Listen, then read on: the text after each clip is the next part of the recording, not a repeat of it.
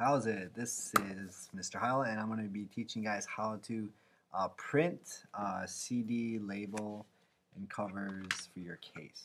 I took a class on just printing at University of Hawaii, and we studied a whole class on just how to print. And so I learned a lot of good techniques of different ways and what printers want when you do print something.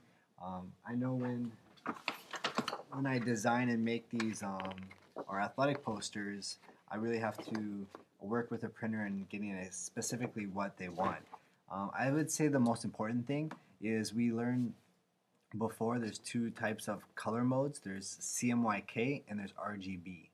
RGB is more for web-based, for being displayed on the computer, and then CMYK is for printing because you're able to output more colors in a different color style. So when you have your Photoshop file, this is Ben's that I'm using as an example. You'll see in the top it says CMYK here, so that's good. That's what we want. If you're gonna post this to web, then you'll want to like file save as and save it as a JPEG, or you can take a screenshot if you're just gonna post it to web. But in this case, since we're printing, we want to make sure that's CMYK. If it doesn't say CMYK, you'll want to go to image mode and then change it right here to CMYK. Now, now that it's set CMYK, it'll print a lot better. If it's not in CMYK, the colors will be a little bit dull, and so not the best ideal situation. Let's look at text, because text is the big thing in printing. Now, you may have gone to DaFont or other websites to download your font, and so your computer has a certain fonts. If you go into your computer and type in font book from Mac, you'll see all the fonts that we have here. Now these fonts are different than what the fonts have wherever you're printing.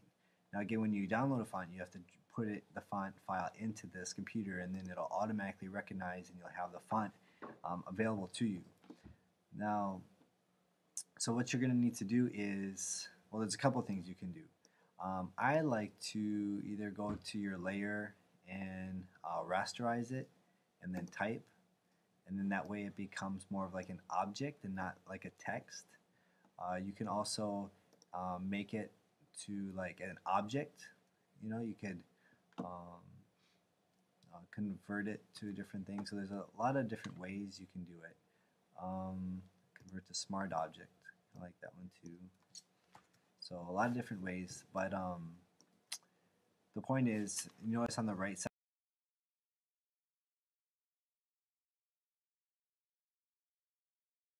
go back to the text and try to change it. That's what it is. So that's one of the disadvantages of doing that, but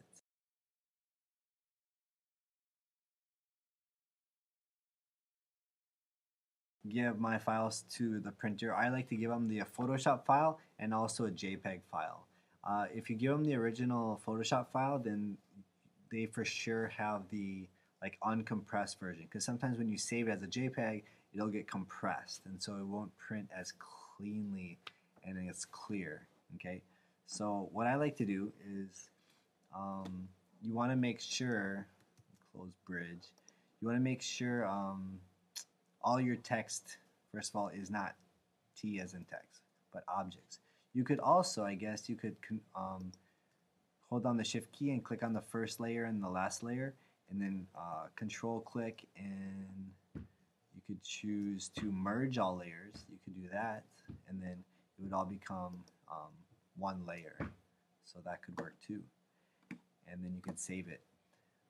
Now when you save it as a JPEG, you want to go to File, Save As, choose JPEG.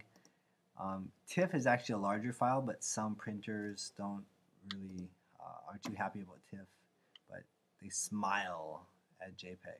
So if you hit Save, you'll have these options. Definitely make sure it's at the largest file size, okay? And you can keep these default, and you would hit OK. Now just because you save it doesn't mean you should automatically get ready for print it. Take that file after you save it, take it into Photoshop. Okay, so what I'm looking at right now is my JPEG version of Photoshop. Okay, and you want to make sure that that says JPG CMYK. Okay, so I have my Photoshop right here, is CMYK, and also my JPEG. And so now I'm ready for print on those two. So it's really important to, when you get submit file to print, to be organized. So Command Shift N to make a new folder, and then I like to put it by like your first name. So Mark, and then I'll say print, just in case they have a lot of print jobs, they can find it okay. And then you would just try to label them correctly. So see the CD booklet inside pages, or you could name it like 1, and then 2, and then 3, 4, 5. So when you tell them, okay, I want 5 things to be printed, and you give them the USB, you can see there's 5 files on there. And if there's JPEG and Photoshop files, I would go ahead and create folders, one Photoshop folder, and then one like a JPG folder. And then put all the JPEGs in here, so that way they can choose which one to print from. And then it'll be numbered 1 through 5. So that's a little bit about preparing it for printing. Now, paper is a really important thing too. Okay, first of all, you do not want to use like printer paper. Okay, printer paper is for printing text, like for your paper in English class. It's for just plain old black and white kind of stuff. If you're printing images, you need to print from a glossy. This is actually photo paper, but photo paper is glossy paper. If you see it's glossy on one side, you should be able to see a reflection, and usually the other side is a matte. Okay, and so if I see normal paper, I cannot see my reflection. This is like normal. So make sure it's glossy, because the glossy really helps bring out the colors. And speaking of colors, when you prepare your file to print, usually, like if you have a Mac, did you know like Mac monitors and MacBook monitors are one of the best monitors in the world, and because their colors are very bright. Okay, now when you print it, you're not going to be able to see such vibrant colors. It's actually going to go dull. So if you see like this CD looks really dark. When you looked at, if you see the original CD, it actually looks okay, but once it gets printed, it gets really dark, and the darks kind of like fade in with each other, and it's really hard to read. So if you have darks in your picture, you may want to go into your image and adjustments, and then your brightness and contrast, and actually bring the brightness up a little bit, and the contrast, contrast a little bit, just to compensate for that printer, because it definitely is not going to be as bright as the colors that you see here.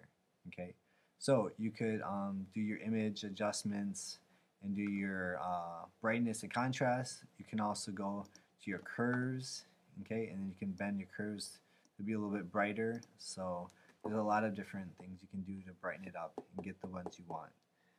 You can also saturate it more if you think the colors are going to be more dull. But make sure you have glossy or matte paper. It's a little bit more thicker than this normal paper. When you print it, okay, for your booklet, you're going to want, it's really hard to print double-sided and maintain a good thickness. A lot of people, they print one and they print on the other. They make sure if you cut it, you get a paper paper cutter, or a razor and then razor blade that, or get a scissor and go really careful across the edges and make sure it's not crooked in any way, because I'm going to be checking. And then you would glue it very, very carefully, glue it together, and then I would put in a big fat book and leave it overnight so it sticks really good. You notice this one's looks really good, and you can't even tell that it's a double backed. So that was a really good one. I'm just going to show you the label. When you guys print your CD label, you're going to want to make sure it's on sticky paper, okay? But go ahead and print it on, I think it's called sticker paper, and if you go to like Kinko's, they'll actually have it in stock. They should. Sometimes they do, sometimes they don't, so you might want to call and ask. But otherwise, you can go to the store. You might want to ask me. I might have some, but you can get a label printer, and it's already kind of like ready for you. So after you print the page, you can just easily cut it out and then peel it and stick it onto your CD for it. Now this was done with, oh, and don't stick it to the CD until you've burned the song or onto your CD. Otherwise, sometimes it doesn't work. Um, Now this is a person who printed on normal paper and they tried to glue it, and it's obviously not done right. Okay, it's not even stuck. They tried to glue it, and the problem with this is it goes in and sometimes it gets stuck in your computer and can break the computer. So by no means should you do that.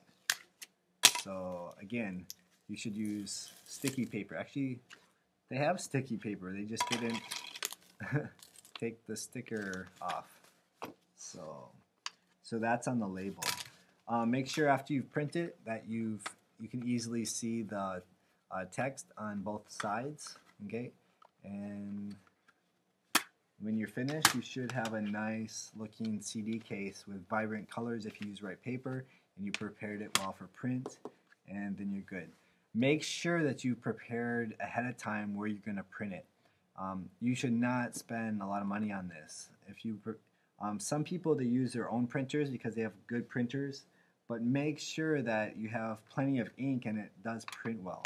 Because, for example, on this one, if you look closely, there's actually, I can see lines going through the front cover, and so that didn't turn out well. So you'll definitely want to make sure that you have that. I do expect you to be responsible in printing them. Like, you shouldn't just give them to your parents and not tell them to go print it for you. That's not being responsible or a good steward of your responsibilities. You may be able to work with a friend, like you guys both prepare them and have one person go, but you've already prepared it for print.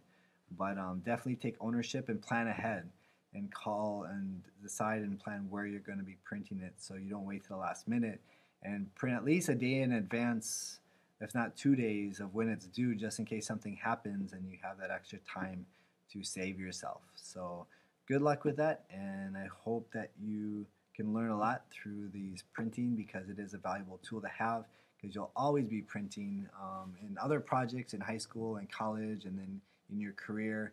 So it's important to be able to know how to prepare great things for great printing.